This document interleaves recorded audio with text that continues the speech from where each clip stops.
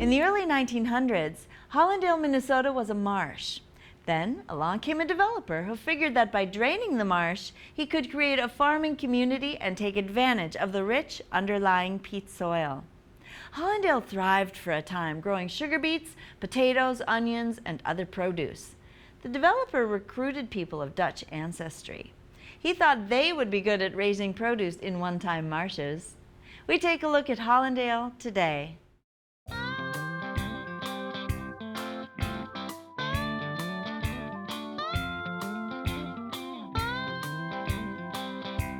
Hollandale is a little community between Albert Lea and Austin.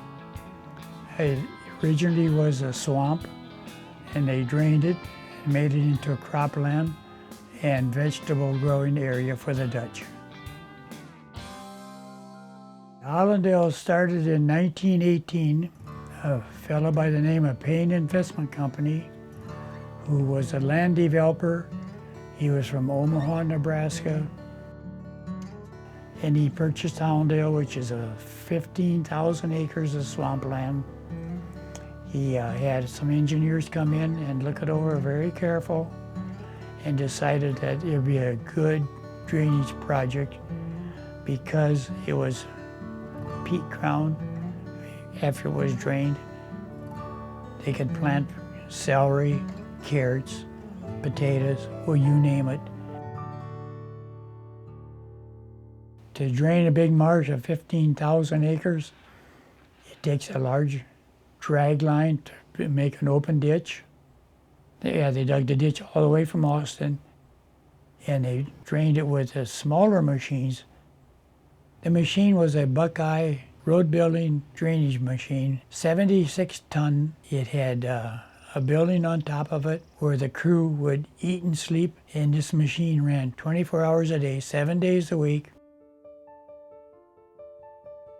My father came from Holland in 1909 as a young man. They came to Hollandale in the 20s, and we ended up having 11 in our family. So I was born right here in Hollandale.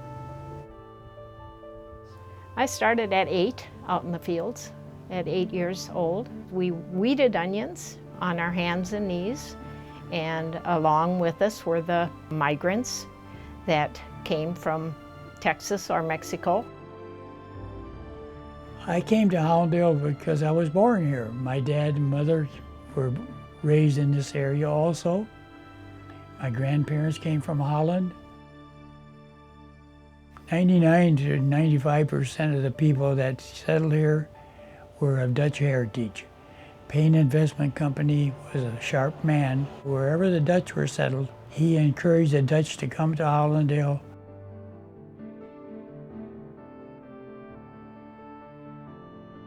There was what they called a bungalow by Geneva Lake, which is just west of town here. If you wanted to buy land, you come to Hollandale to the bungalow, and he would wine and dine you there.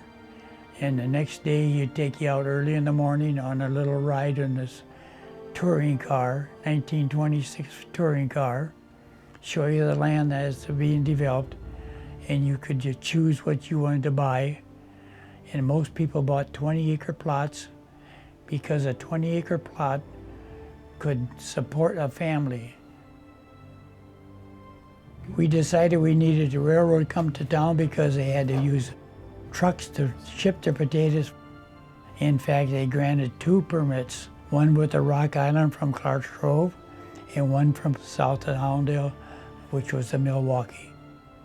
And the governor was there, and people by the hundreds came.